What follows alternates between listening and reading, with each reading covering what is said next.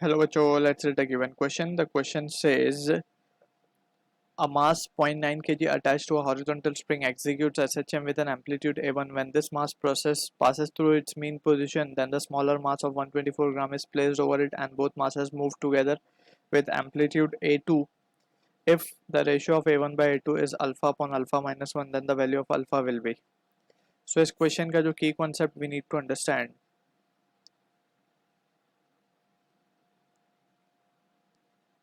is the concept of velocity of particle performing SHM. So velocity का जो expression हमने पढ़ा है इन टर्म्स ऑफ डिस्प्लेसमेंट, हम उसको क्या लिख सकते हैं, v equals to a omega under root of a square minus of x square. तो ये एक्सप्रेशन हमने वेलोसिटी का पढ़ा है. We have studied one more expression of velocity with जो t के टर्म्स में we have we can write a omega cos omega t plus five, right. अब ये दोनों ही expression we can use, but यहाँ पे जो क्वेश्चन में हम यूज करेंगे that will be of the type v equals to omega under root A square minus X square. अब यहाँ पे इसको थोड़ा सा अगर हम फर्दर एनालाइज करें, so for S H M we know अगर मैक्सिमम वेलोसिटी कब मिलेगी हमें, v corresponds to v max when particle is at mean position.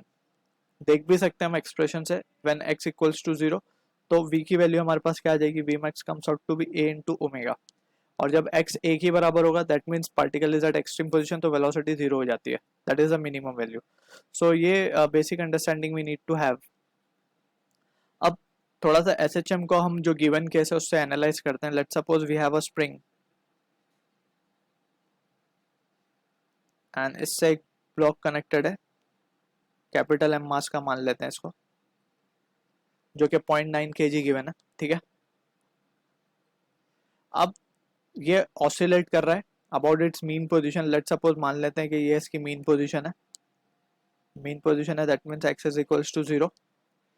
अब यहाँ पे क्वेश्चन में बोला गया जब ये मीन पोजीशन से पास होता है तो हम इसके ऊपर एक दूसरा छोटा ब्लॉक रखते हैं ऑफ 124 ग्राम कुछ, ठीक है ना. उसको मान लेते हैं हम कि ये स्मॉल m है. अब इसमें फर्दर अगर हम इसको एनालाइज करें थोड़ा सा, तो मीन पोजीशन पे सबसे पहले तो हम देख सकते हैं, अगर हम इसको दोनों ब्लॉक को एक सिस्टम मान लें, सो इस पर लगने वाला एक्सटर्नल फोर्स इज 0. क्यों 0?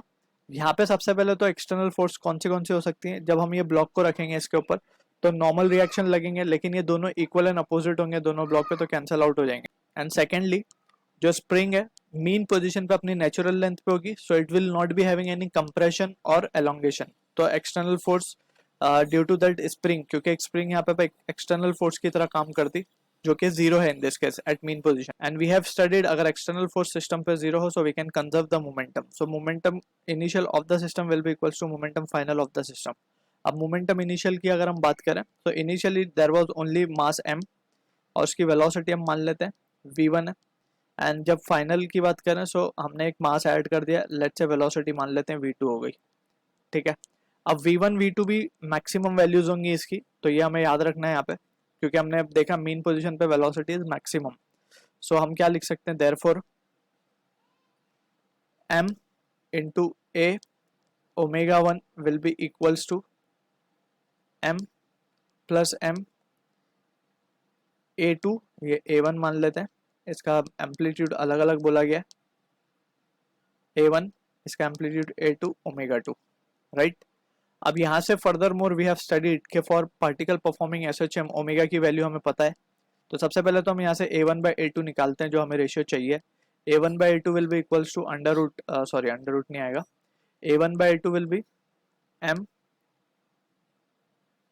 Plus small m divided by capital M into omega 2 upon omega 1. लिख सकते हैं इस तरीके से.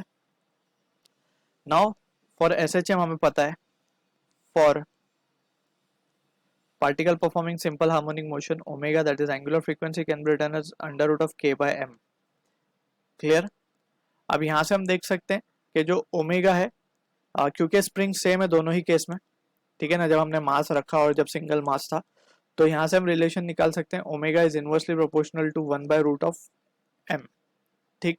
तो यहाँ से we can write therefore A1 by A2 will be equals to, simple हम देख सकते हैं कि m plus small m upon capital M into omega 2 upon omega 1 को हम क्या लिख सकते हैं, since it is in inverse relation with the root, हम इसको लिखेंगे